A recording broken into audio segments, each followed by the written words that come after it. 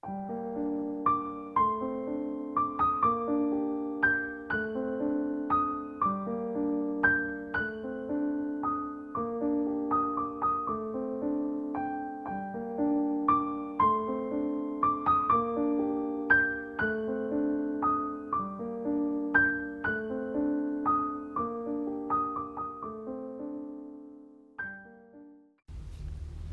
ngala ng Ama, ng Anak at Espiritu Santo. Amen. Tayo ngayon ay nasa ika-28 linggo ng taon at alam natin na tayong lahat ay nagnanais na makarating sa kaharian ng ating Panginoon sa kalangitan, magkaroon ng buhay na walang hanggan. At ang mga pagbasa at aral ng ating Panginoon ay pagbibigay ng daan sa atin kung paano tayo makakarating doon. Sumayin niyo ang Panginoon. At sumayin rin. Ang pagbasa sa Banal na Ebanghelyo ayon kay Marcos. Luwalhati sa iyo, Panginoon. Nang panahon yun, sa paglalakad ni Jesus, ay tumakbo sa kanyang isang tao na paluhod na nagtanong, "Mabuting guro, ano ang dapat kong gawin upang matamo ang buhay na walang hanggan?" Sinagot siya ni Jesus, "Bakit tinatawag mo akong mabuti? Walang mabuti kundi ang Diyos lamang. Nalalaman mo mga utos, huwag kang pumatay, huwag kang makiapi, huwag kang magnakaw, huwag kang sumaksi ng hindi totoo, huwag kang mandaya, igalang mo ang iyong ama at ang iyong ina." Tumugon sa kanyang tao, "Guro, ang lahat ng iyan ay tinupad ko na sa aking pagkabata." Tinitigan siya ni Jesus ng buong pagmamahal at winika sa kanya, "Isang bagay ang kulang pa sa iyo. Humayo ka, ipagbili ang iyong pag-aari, ipamigay ang pera sa mga dukha, at magkakaroon ka ng kayamanan sa langit. At halika, sumunod ka sa akin." Datapwat ang pananalitang ito ay pinagdamdam ng tao, kaya't malungkot na yumaon. Palibhas ay marami siyang pag-aari. Na magkagayon ay tumingin si Jesus sa paligid na nagbika ng ganito sa kanyang mga alagad, "Anong hirap na makapasok sa kaharian ng Diyos ang mga may kayamanan?" Ang mga alagad ay nagtaka sa kanyang mga sinabi. Datapwat inulit ni Jesus sa kanila, "Mga anak, anong hirap na makapasok sa kaharian ng Diyos ang mga nananalig sa kayamanan? Madali pa sa isang kamelyo na dumaan sa butas ng karayon kaysa isang mayaman na pumasok sa kaharian ng Diyos." Dahil diyan ay lalo pa silang nagtaka, kaya't nagtanungan sila, "Kung gayon, sino ang makaliligtas?"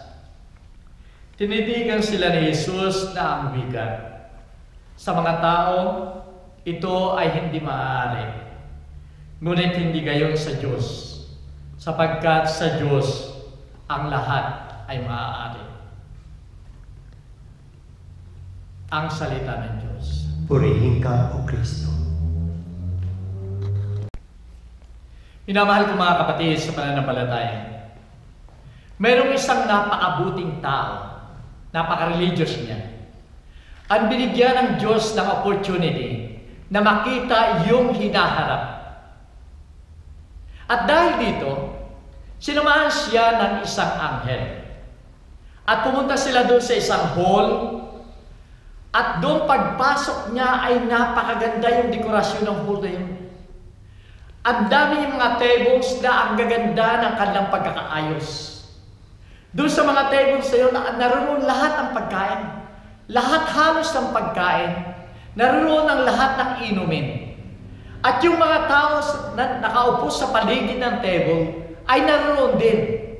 Pero ipinagtaka ng tao, bakit yung mga tao na naroon, kaharap nila yung pagkain, ay lahat sila'y malulungkot? Parang sila'y gutom na gutom. Katunayan, umuungol na sila sa gutom. Pero naroon lahat sa paligid nila ang pagkain at inumin. Subalit, walang kasiyahan ang kanilang pagkatao sa panahong yon. Kaya tinanong ng tao ang anghel, bakit sila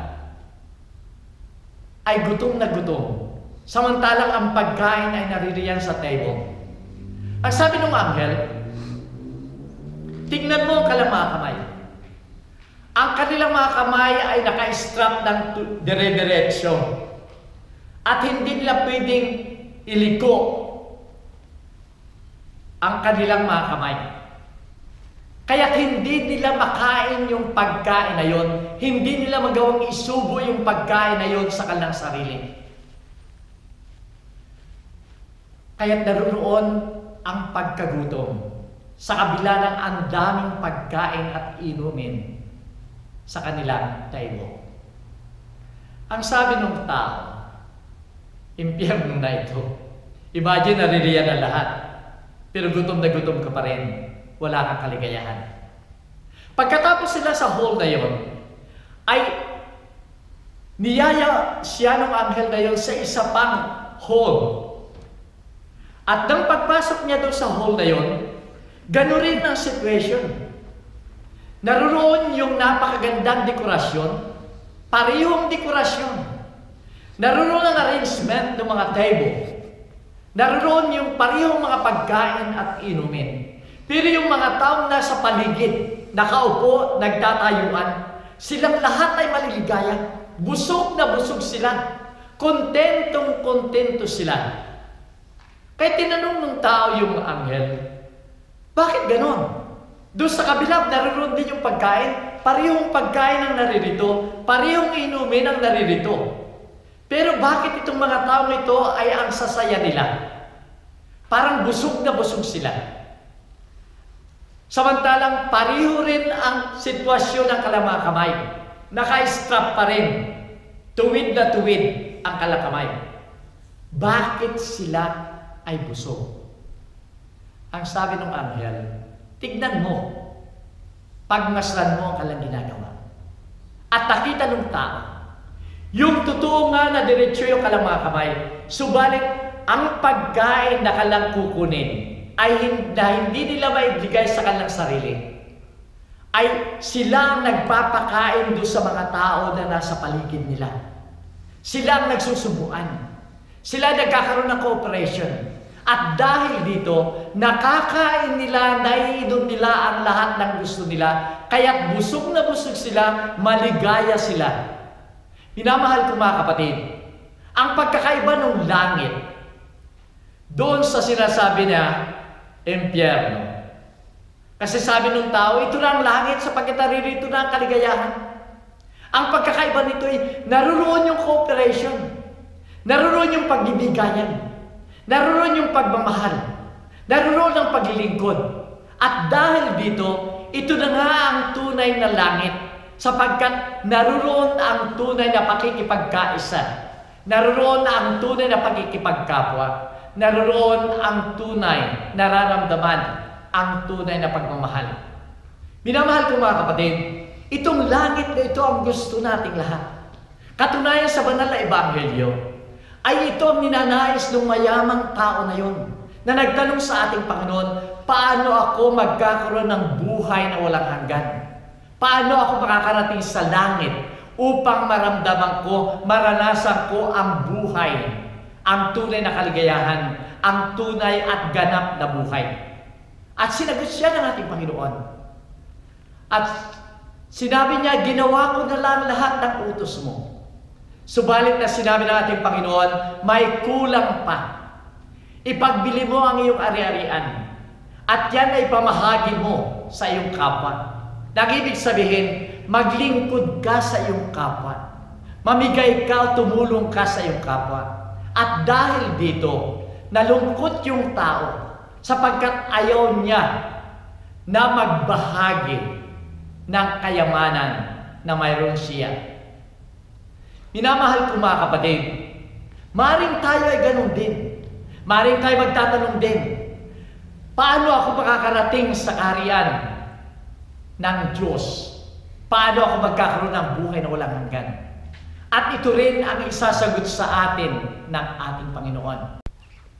Sa isang seminar na ibinigay ko, tinanong ko yung mga taong naroon, sino sa inyo ang gustong makarating sa langit? Lahat sila ay nagtaasan. Yung iba ay 2 kamay ang itinataas pa nila. Ang sunod kong tanong, sino sa inyo ang gustong makarating sa impyerno? Walang nagtaas ng kamay, tahimik yung mga tao.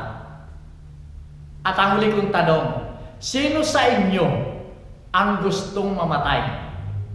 Ganon din, lalo silang natakot. Walang nagtaas ng kamay, tahimik lamang sila. Minamahal ko mga kapatid, imposible na makarating tayo sa kalangitan na hindi tayo namamatay.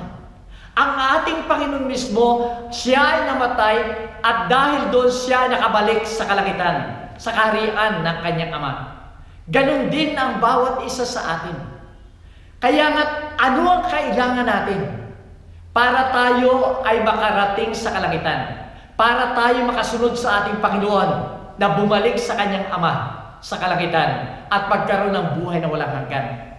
Napakaliwanag sa banal na ebanghelyo ngayon. Ang una ay kinakailangan nating mamatay, katulad ng ating Panginoon. Alam natin, ayaw nating mamatay, sapagkat hindi natin alam kung saan tayo patutungo. Hindi natin alam, ayaw nating mamatay, sapagkat ang ating buhay ay nais nating magpatuloy sa daigdig na ito. Ayaw nating matapos ang ating buhay sa daigdig na ito. Subalit, ang sinasabi ng ating Panginoon, kailangan nating mamatay sa ating sarili upang tayo magkamit ng buhay na walang hanggan. Kaya sinasabi sa banal na ebanghelyo ni Marcos, chapter 8, verse 38, if you want to follow me, deny yourself, carry your cross daily, and then you can follow me. Nag-ibig sinasabi ng ating Panginoon, denying oneself, mamatay sa ating sarili. Unti-unti tayong tinuturuan ng ating Panginoon na mamatay sa ating sarili upang sa ganon, pagdating ng tunay nating kayamanan, katapusan ng ating buhay sa daigdig na ito ay madali nating tanggapin. Ang sinasabing kamatayan ng ating Panginoon ay tinuturo sa atin na maliliit na kamatayan ay yung pagtanggap sa ating mga sufferings, denying oneself. Kung minsan ay dapat mamatay tayo sa ating sarili, sa ating pride for example, upang sa ganon tayo ay makapagpakumbaba at tayo ay marunong makisama sa ating kapwa. Bali nga sinasabi niya ay unti-unting detachment doon sa mga material na bagay. Ito ang sinasabi niya doon sa mayaman na yun, na ipagbili mo ang iyong kayamanan, mamahagi ka sa iyong kapwa. Ganon ang sinasabi ng ating Panginoon, sapagkat kung tayo ay mamamatay sa ating sarili, dahil tayo ay nagbibigay sa ating kapwa. Kung tayo namamatay sa ating sarili, dahil tayo naglilingkod sa ating kapwa. Kung tayo namamatay sa ating sarili, dahil tayo nagmamahal sa ating kapwa. Ito ang itinuturo ng ating Panginoon upang sa ganon matanggap natin ang tunay na detachment sa daigdig na ito upang tayo makarating sa kaharian ng kanyang Ama. Ito ay mahirap. Kaya nga sinasabi ng ating Panginoon sa banal na ebanghelyo ngayon, napakahirap ng isang mayaman na makapasok sa kaharian ng langit. Mas madali pa yung kamelyo na pumasok sa butas ng karayom kaysa isang mayaman na makapasok sa kaharian. Minamahal kong mga kapatid, hindi sinasabi dito ng ating Panginoon na masama ang kayamanan. Napakaganda ang kayamanan. Ang kayamanan yan ay biyaya ng ating Panginoon sa atin. Yan ay regalo sa atin ng ating Panginoon. Kung ito ay nanggaling sa kabutihan, kung ito ay ating pinaghirapan, subalit magiging masama lamang ito. Sinasabi nga dito, ang pagmamahal sa kayamanan ay siyang ugat ng kasamaan. Kung ang kayamanan ay ginagawa na nating Panginoon at hindi yung mga tao ang ating ginagawang paglingkuran, kung ang kayamanan ay ginagamit natin sa kasamaan, Kung ang kayamanan ay ginagamit natin upang mang-api ng ating kapwa, kung ang kayamanan ay ginagawa natin upang tumahimik ang ating kapwa, ito na ang pinakamasama na sinasabi ng ating Panginoon. Subalit ang kayamanan ay napakaganda kung ito'y magiging daan ng ating paglilingkod, ng ating pagmamahal sa ating kapwa. Ang ikalawang kailangan upang tayo makarating at magkaroon ng buhay na walang hanggan, sundin natin ang utos ng ating Panginoon. Alam natin na ang pinakasentro ng utos ng ating Panginoon ay pagmamahal. Kaya nga doon sa huling hapunan, ay ginawa niya the greatest commandment ay ang pagmamahal. Magmahalang kayo katulad ng pagmamahal ko sa inyo. At ang pagmamahal ng ating Panginoon ay ipinakita niya sa pamamagitan ng paglingkod sa kanyang kapwa. Ipinakita niya ng hapunan yun nang siya ay isang Diyos. Subalit ginawa niya na lumuhod sa harap ng mga alagad at hugasan ang paa ng mga alagad. Ito ang tunay na paglilingkod. Ito ang tunay na pagmamahal. Na sinasabi niya, wala nang higit pa na magbigay ng paglilingkod. Wala nang higit pa na magbigay ng sariling buhay para sa kanyang minamahal. Yung mayaman na yon, kung hindi niya kaya magbigay ng material na bagay sa kanyang kapwa, magparte ng kanyang kayamanan ay ibigay niya sa kanyang kapwa, paano niya maibibigay yung kanyang sarili upang sumunod sa ating Panginoon? Minamahal ko mga kapatid, ito nga ay napakahirap. Subalit ang sinasabi ng ating Panginoon, tayong lahat ay haharap sa last judgment sa ating Panginoon.